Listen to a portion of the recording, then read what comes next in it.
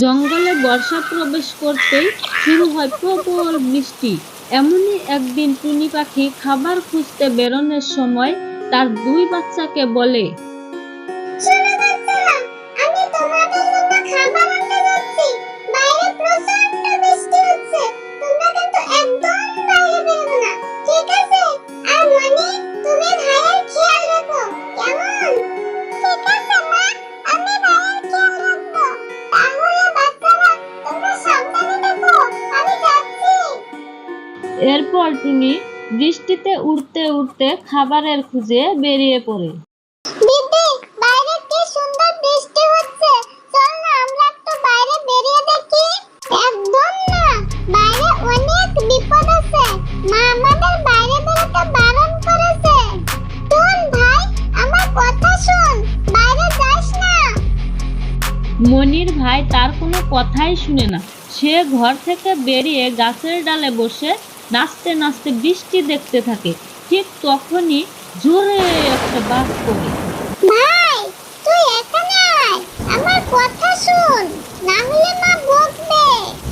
বৃষ্টির বেগ আরো বাড়তে থাকে। তখন টুনি পাখি একটি গাছের ডালে আশ্রয় নেয় আর মনে মনে চিন্তা করতে থাকে। এখন আমি বাসায় ফিরবো কি করে? বাসায় যে বাচ্চারাই একা আছে, তার উপরে তুমুল ঝড় বৃষ্টি। ঠিক সেই সময় টুনি পাখির প্রতিবেশী মেনু কাক সেই দিক দিয়ে উড়ে যাচ্ছিল।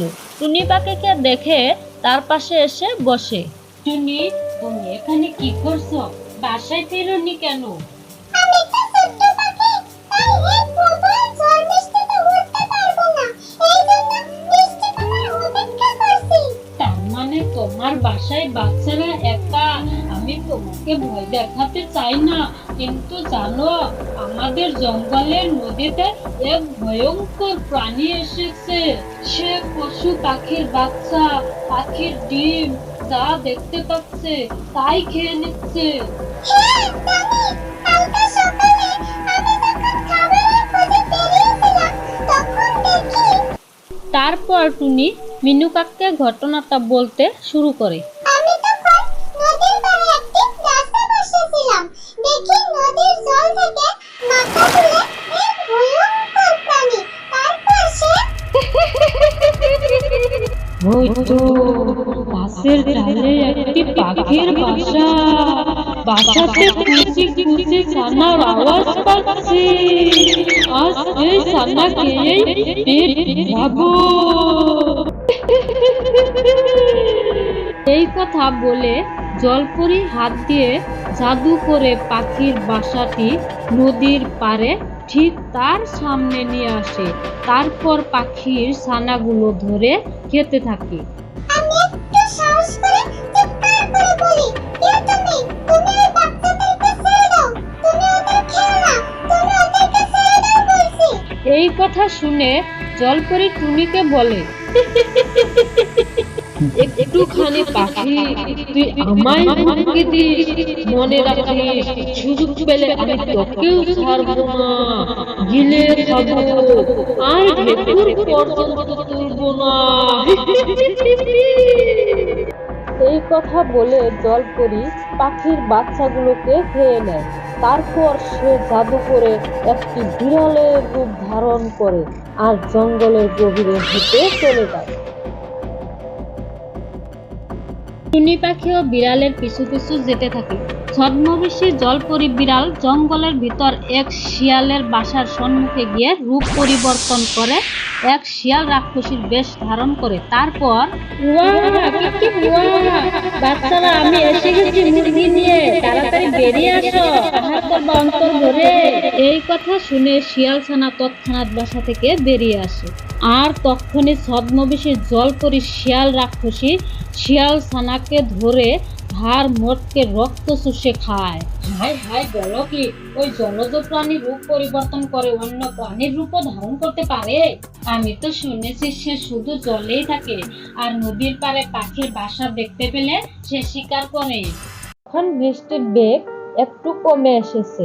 এই দেখে টুনি পাখি মিনু কাককে বলে, মিনুকা, এবার আমি আমার বাসায় ফিরে যাই, অনেকটা দেরি হয়ে গেল গো। বাচ্চারা এখন কি করছে কি জানি। এই বলে টুনি পাখি উড়তে উড়তে তার বাসার দিকে যেতে থাকে। সে যখন এক জলাশয়ের কাছ দিয়ে উড়ে যাচ্ছিল, তখনই সে জলাশয়ের হয়তো সেই টুনি পাখিটা, আজকে আমি ওকে ছাড়বো না, আজ আমি ওকে শিকার করব। এই কথা বলে জলপরি মুখ দিয়ে প্রবল গরম হাওয়া বের করতে থাকে, আর সেই হাওয়াতে টুনি পাখি উড়তে না পেরে জলাশয়ের পাড়ে পড়ে যায়। টুনি পাখি, আমাকে খুব বড় বড় কথা বলেছিলিস তাই না? আজ আমি তোকে খাবো। তখন ছোট্ট টুনি মনে মনে এক ফন্দি আঁটে। তুমি আমাকে খাবে? তোমার সাহস কি করে হলো? আমি অন্য কারো খাবার। সে আমাকে আগেই বলে রেখেছে যে সে আজ আমাকে খাবে, আর সে যদি এই কথা জানতে পারে যে তোমাকে কাছে চিবিয়ে খাবে। এই জঙ্গলে আমার থেকে ছলনাময়ী শক্তিশালী আর কেউ নেই। কে তোকে খাবে? আমাকে তার কাছে নিয়ে চল, আমি আগে তাকে শেষ করব, তারপর তোকে খাবো। ঠিক আছে, চলো তবে। জলাশয়ের জলপরি রূপ বদল করে এক বিড়ালের রূপ ধারণ করে। তারপর টুনি পাখির সাথে সেই ছদ্মবেশী বিড়াল গিয়ে পৌঁছায় এক গুহার সামনে। এখানে সে আছে। কি? চুপ থাকবো আমি? কখনো না। আমার থেকে শক্তিশালী কে আছিস ভাই? বেরিয়ে আয়, আমি তোকে চিবিয়ে খাবো। ঠিক তখনই গর্জন করতে করতে বেরিয়ে আসে এক বাঘ। তাই নাকি? তুই আমাকে খাবি? তারা দেখাচ্ছি কে কাকে খায়।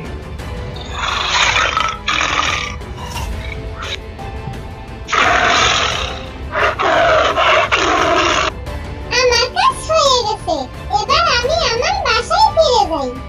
এই কথা বলে টুনি পাখি উড়তে উড়তে তার বাসার কাছে ফিরে আসে। এসে দেখে তার বাসা একেবারে লন্ডভন্ড, আর ছানা দুটিও নেই।